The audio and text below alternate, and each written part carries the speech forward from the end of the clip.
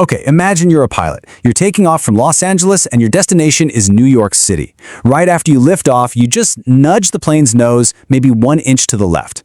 It feels like nothing, right? I mean, it's a tiny, tiny adjustment. But that single 1-inch nudge, compounded over thousands of miles, you don't land in New York. You land deep in a jungle in Mexico. And that, right there, is the power of an atomic habit. For us busy parents, this is basically the cheat code for raising successful kids.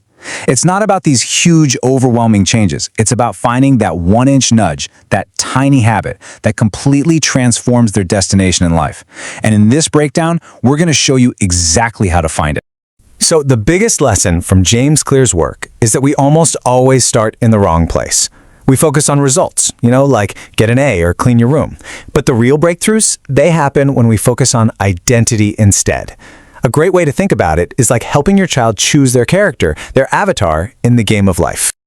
Just look at the difference in thinking here. An outcome-based habit is, I want to clean my room. Okay, great. But once the room is clean, the motivation is totally gone. An identity-based habit, though, is I am a tidy person. See the shift? The goal isn't just to read a book, the goal is to become a reader. And that identity is what drives the behavior for the long haul. This quote just captures the whole idea perfectly. Every single time your child puts one toy away, that's a little vote for the identity, I'm an organized person.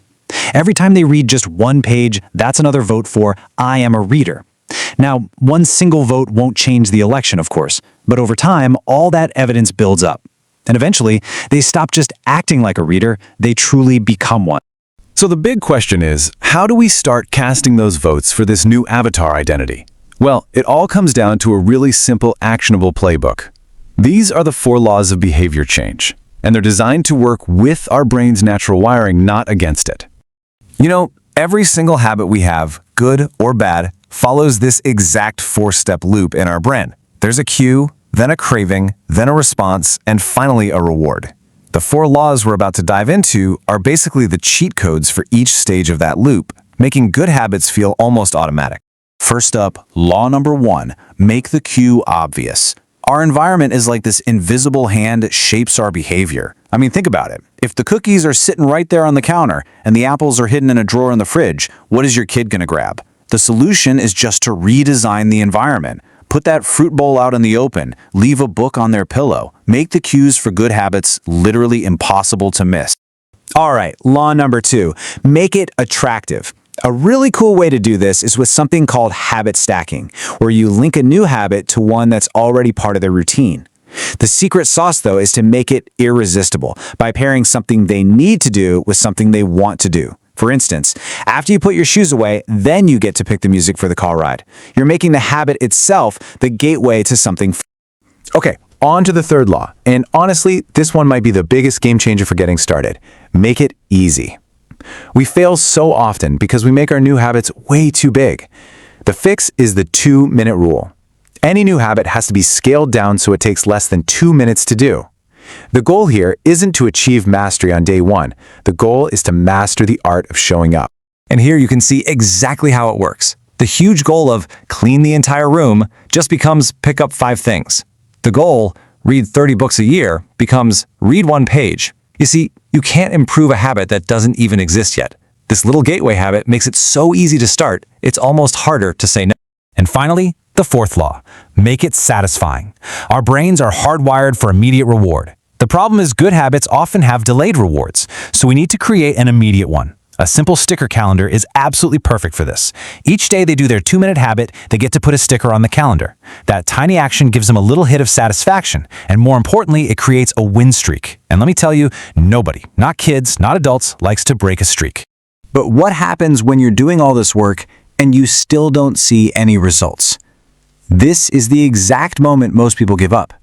But there's a really powerful secret to perseverance, and James Clear explains it with this brilliant analogy. It's called the plateau of latent potential. It's that super frustrating time when you're putting in the effort, you're casting all the right votes, but on the outside, it feels like nothing is changing. People call this the valley of disappointment, but here's the secret. Your effort isn't being wasted, it's actually being stored.